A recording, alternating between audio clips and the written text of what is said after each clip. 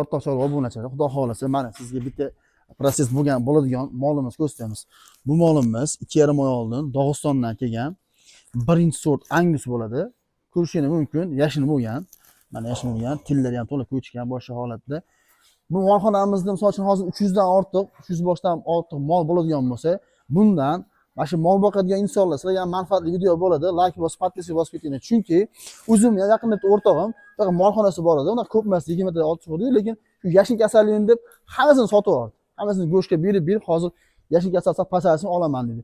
Lekin biz xudo xolasa qolganlarga ham bundan qo'rqmaslikni avvalo Alloh, lekin sababchi bizmiz. Xudo xolasa sababini qilamiz.